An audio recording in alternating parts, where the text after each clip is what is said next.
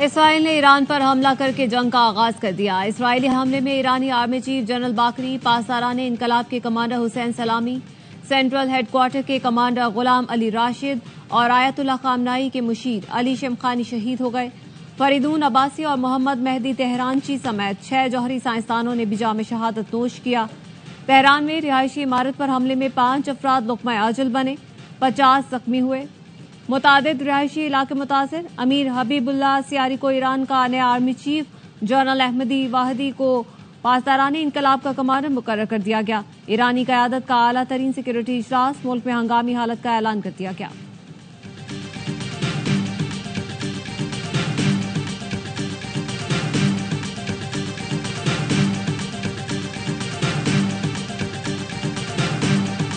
This operation will continue for as many days as it takes to remove this threat.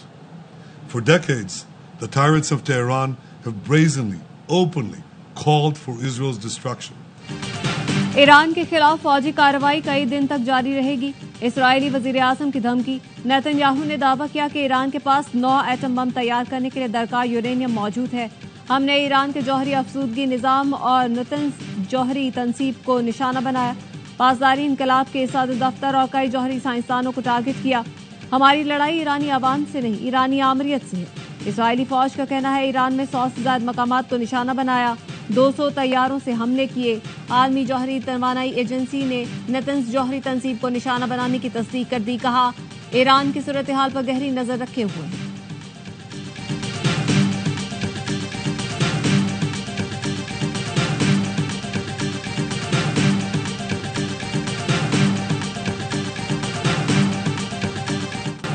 Iran का Israel पर जवाबी वार, 100 drone से हमला कर दिया। इसराइली फौज का दावा। ईरान के सुप्रीम कमांडर अली खामनाई का कहना है सहूनी रियासत ने हमारी सरजमीन पर हमला करके घिनौना जुर्म किया है। इसराइल को तल्ख और दर्दनाक अंजाम का सामना करना होगा। इसमें शक ही नहीं कि इसराइल को सजा जरूर मिलेगी। रिहायशी इमारतों को निशाना बनाकर अपनी बदनुमा फितरत का इजहार किया। इसराइल के हाथ खून से रंगे हैं। ईरान की मुसल्लह फौज के मजबूत बाजू इसराइल को सजा दिए बगैर नहीं रुकेंगे। शहीद कमांडर्स और साइंसदानों की जानशीन अब इस मिशन को जारी रखेंगे।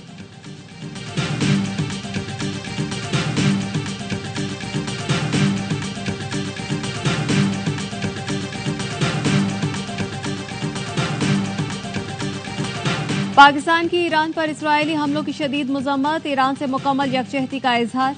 नायब वजीर आजम इसहाक डार का कहना है इसराइल ने ईरान की खुद मुख्तारी की खुली खिलाफ वर्जी की है। इस घिनौने इकदाम ने बैनुल अक़वामी कानून की बुनियादों के साथ साथ इंसानियत को भी हिलाकर रख दिया। हमलों से इलाकाई इस्तेहकाम और बैनुल अक़वामी सलामती को बुरी तरह नुकसान पहुंचा। पाकिस्तान ईरानी हुकूमत और अवाम के साथ यकजहती के साथ खड़ा है। दफ्तर खारजा का कहना है ईरान को अक़वाम मुत्तहिदा के आर्टिकल 51 के तहत दिफा का हक हासिल है। आलमी बरादरी इसराइली जारियत रोकने और जिम्मेदारों को कटहरे में लाने की जिम्मेदार है।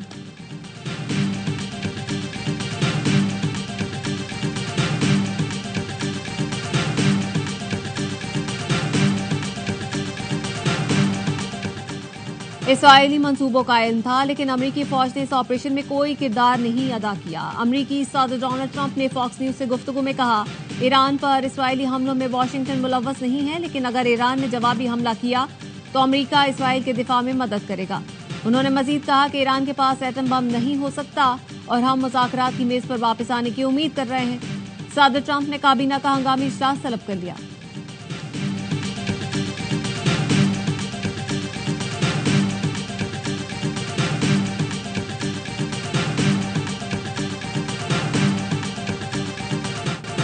सऊदी अरब की ईरान पर इसराइली जारियत की शदीद मजम्मत, अक़वाम मुत्तहिदा से फौरी इक़दाम का मुतालबा। सऊदी वज़ारत खारजा का कहना है इसराइली हमला ईरान की खुद मुख्तारी और सलामती पर हमला है। ये घिनौने हमले नाकाबिले कबूल हैं। अक़वाम मुत्तहिदा के सेक्रेटरी जनरल एंटोनियो गुतेरेस का ईरान में जौहरी तंसीबात पर इसराइली हमलों पर तशवीश का इज़हार। मशरिक़ वस्ता में कशीदगी की मजम्मत करते हैं। तनाज़े से बचने के लिए तहम्मुल से काम लिया जाए। चीन ने ईरान की मौजूदा सिक्योरिटी सूरत हाल को संगीन और पेचीदा करार दे दिया। ऑस्ट्रेलिया और न्यूजीलैंड के ईरान पर इसराइली हमले की शदीद मजम्मत। ऑस्ट्रेलियावी वजीर खारजा पेनी वोंग कहते हैं कि इसराइल और ईरान की बढ़ती कशीदगी परेशान कुन है। न्यूजीलैंड के वजीर आजम क्रिस्टोफर लेक्सन ने कहा इसराइली हमला मशरिक़ वस्ता के लिए मुमकिन तौर पर तबाह कुन है।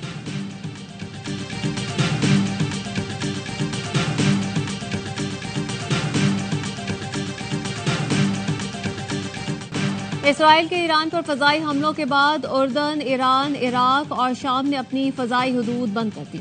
खबर एजेंसी के मुताबिक ईरान में तेहरान के इमाम खमीनी हवाई अड्डे पर तमाम परवाजें मुअत्तल कर दी गई। उर्दन की वजारत खारजा का कहना है अपनी फजाई हदूद बंद कर चुके, इसे मैदान जंग नहीं बनने देंगे और न ही उसकी खिलाफ वर्जी बर्दाश्त करेंगे।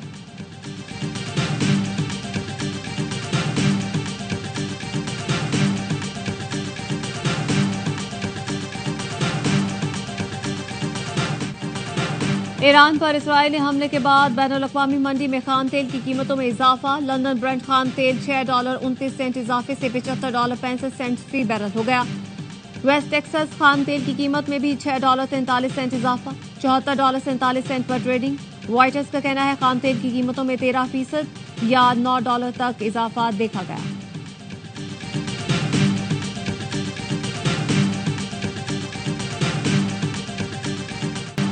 वज़ीर-ए-आज़म शहबाज शरीफ की मुत्तहिदा अरब इमारात के सदर शेख मोहम्मद बिन जायद अल नहयान से मुलाकात। पाकिस्तान और यूएई के दरमियान इक़्तिसादी और तरक्याती ताउन बढ़ाने पर इत्तेफाक। पाकिस्तान में इमाराती सरमायाकारी बढ़ाने पर भी गुफ्तगू। दो तरफा ताउन, खित्ते और आलमी उमूर पर भी तबादला ख्याल किया गया। वज़ीर-ए-आज़म ने पाक भारत कशीदगी में कमी के लिए तामीरी किरदार पर यूएई की क़यादत का शुक्रिया अदा किया। पाकिस्तान के लिए इमारत के ताउन और तरक्याती मंसूबों को सराहा। नायब वज़ीर-ए-आज़म इसहाक डार, फील्ड मार्शल सैयद आसिम मुनीर और वफाकी वज़रा भी वज़ीर-ए-आज़म के हमरा थे। वज़ीर-ए-आज़म ने एक्स पर पैगाम में लिखा, दोनों मुल्कों के ताल्लुकात बाहमी एतमाद और भाईचारे पर मबनी है। तिजारत और सरमायाकारी समेत दो तरफा ताल्लुकात मजबूत हो रहे हैं।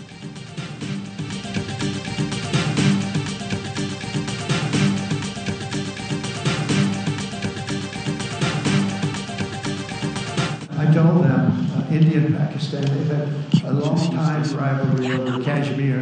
I said, I can solve anything. And I started the first question, how long has it been going on? They said, 2,000 years. अमरीकी सदर की फिर कश्मीर पर सालिसी की पेशकश।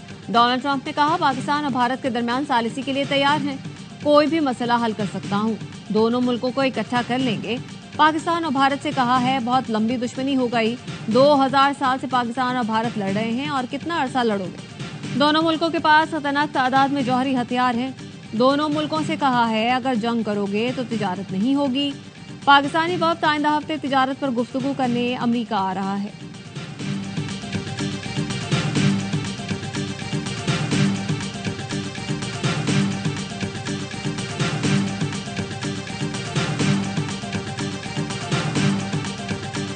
पाकिस्तान का जो पैगाम है वो अमन के पैगाम है। यूरोपियन यूनियन से इंगेज किया, इनकी पार्लियामान से इंगेज किया। भारत का मुसलसल ये कोशिश रहा है कि प्रेसिडेंट ट्रंप को अपना मौकिफ से पीछे हटवाएं, लेकिन हम प्रेसिडेंट ट्रंप के शुक्रगुजार हैं कि आज भी वो अमन के साथ खड़े हैं। बिलावल भुट्टो ने अमेरिकी सदर डोनाल्ड ट्रंप का बयान एक्स पर रीपोस्ट किया। लिखा, पाकिस्तान अमन चाहता है, सदर ट्रंप भी अमन चाहते हैं। भारत में नरेंद्र मोदी की हुकूमत जंग चाहती है। यूरोपियन पार्लियामेंट में अहम रहनुमाओं से मुलाकातों के बाद गुफ्तगू में बिलावल भुट्टो ने कहा, भारत की पूरी कोशिश है सदर ट्रंप अपने मौक़िफ़ से हटें, लेकिन हम सदर ट्रंप के शुक्रगुजार हैं। वो आज भी हम के साथ खड़े हैं। जंग किसी मसले का हल नहीं, बातचीत ही वाहिद रास्ता है। ब्रसेल्स में यूरोपीय यूनियन से बहुत अच्छा रिस्पांस मिला है। भारत की जारहियत कश्मीर और पानी के मसाइल उजागर किए हैं।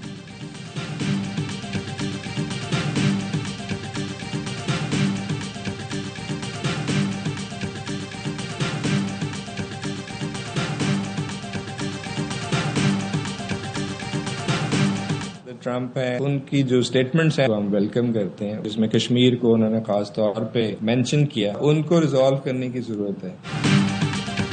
फील्ड मार्शल आसिम मुनीर को अमेरिकी फौज का दावतनामा सलाहियतों का एतराफ है। भारत आलमी बरादरी के सामने खुद बेनकाब हो गया। सदर ट्रंप ने अपने बयानात में कश्मीर के मामले को उजागर किया। अक़वाम मुत्तहिदा में पाकिस्तानी मंदूब आसिम इफ्तिखार की ARY न्यूज से गुफ्तगू। कहा, फलस्तीन से मुतालिक अक़वाम मुत्तहिदा की कॉन्फ्रेंस का आगाज 17 जून से होगा। अमेरिका ने हमसे राब्ता किया या नहीं, मगर हम उस कॉन्फ्रेंस में शिरकत करेंगे। किसी के राब्ता करने या ना करने से फलस्तीन पर पाकिस्तान की पोजीशन तब्दील नहीं होगी।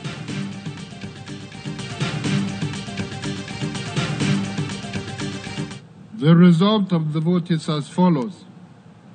In favor, 149. Against, 12. Abstentions, 19.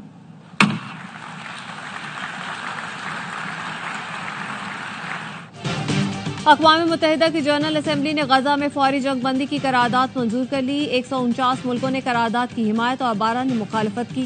19 मुल्कों ने रायशुमारी में हिस्सा नहीं लिया। करारदाद में इसराइल में कैद फलस्तीनियों की वापसी और गजा से मुकम्मल फौजी इनखला का मुतालबा किया गया। हमास की जानिब से यरगमाल बनाए गए अफराद की रिहाई का भी मुतालबा।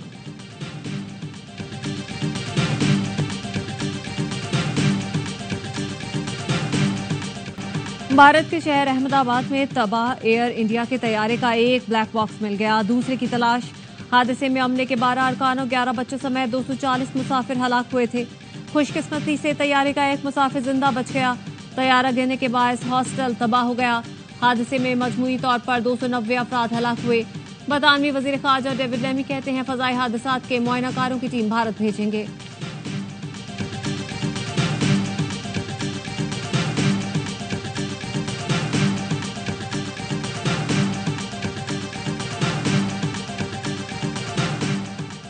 सिंध काबीना ने 3,451 अरब रुपए के बजट की मंजूरी दे दी। बजट आज पेश किया जाएगा। इजलास से पहले 3 बजे तलब। मुलाजमीन की तनख्वाह में 15 और पेंशन में 10% इजाफे की तजवीज। नई स्कीमों के लिए 183 अरब। तालीम का बजट 32 से बढ़ाकर 38। सेहत का बजट 18 से बढ़ाकर 21 अरब मुख्तस करने की तजवीज। कराची के बड़े तरक्याती मंसूबों के लिए 21 अरब रुपए रखे जाएंगे। तरक्याती बजट 1018 अरब तक पहुंचने की तवक्को। एमकेएम का बजट सेशन में एहतजाज का फैसला। अपोजिशन लीडर अली खुर्शीदी कहते हैं सिंध हुकूमत ने बजट पर एतमाद में नहीं लिया, हर चीज छुपाई जा रही है।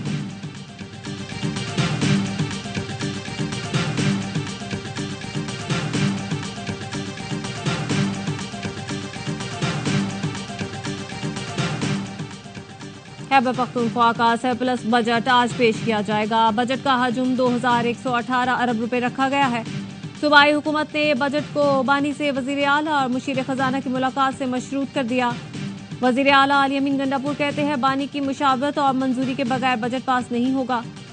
बजट की तैयारी के लिए लीडर की रहनुमाई चाहिए। हुकूमत 1.5 साल से बानी से मेरी मुलाकात में रखने डाल रही है। हसास तरीन सूबे का वजीर आला होने के बावजूद सिर्फ चंद बार ही अपने लीडर से मिल सका। बानी से मुलाकात और उनकी हिदायत शामिल करने के बाद ही बजट पास किया जाएगा। आज सिर्फ आईनी तकाजे पूरे करने के लिए बजट पेश करके बहस शुरू कराई जाए।